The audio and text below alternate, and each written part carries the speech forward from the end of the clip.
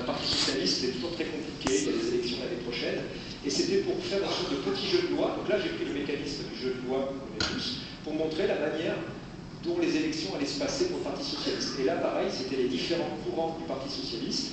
Et là, par exemple, j'avais un interview en appuyant sur le téléphone. Je pouvais voir une vidéo là c'est François Hollande, d'un interview qu'il avait donné qui correspond à cette page. Et surtout, comme cette vidéo est en ligne, elle peut changer dynamiquement. C'est-à-dire tout d'un coup, s'il y a quelque chose de nouveau, une nouvelle vidéo va être mise en ligne. Donc l'idée, c'est ça, c'est de dire de ne pas opposer, en tout cas moi c'est mon avis, je n'oppose pas du tout le livre et mon téléphone.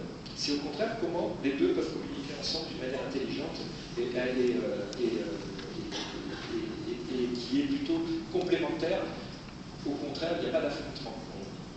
Là, par exemple, ça pose toujours un problème dans les journaux. Vous savez, les news très rapides. Je sais pas, en haut de la rapidité, vous avez les tweets. Après, vous avez Internet en général. Et le lendemain, voire 2 jours plus tard, vous l'avez sur papier.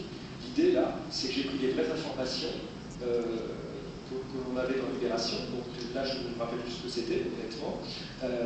Et en fait, je pose mon téléphone en haut de la page. Le téléphone sait à quelle page je suis.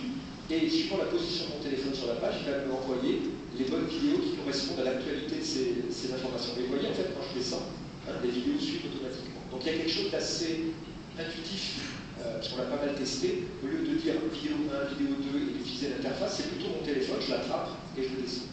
C'est pareil, je pourrais le remettre à l'envers. Je ne vous ai pas montré, mais on a des jeux, par exemple, pour gérer le hasard. Vous prenez votre téléphone et vous faites tourner comme ça. Voilà, c'est ça qui génère le hasard. Voilà, donc là, il y a plein de possibilités à faire. Ça, c'est que, d'ailleurs, je l'ai appelé aberration, pas libération aussi. Voilà, donc là, c'était pour conclure là-dessus, de montrer que des principes de game design peuvent être appliqués à autre chose, mais ce n'est pas un jeu, d'accord? C'est pas du tout un jeu, c'est des principes qui ont émergé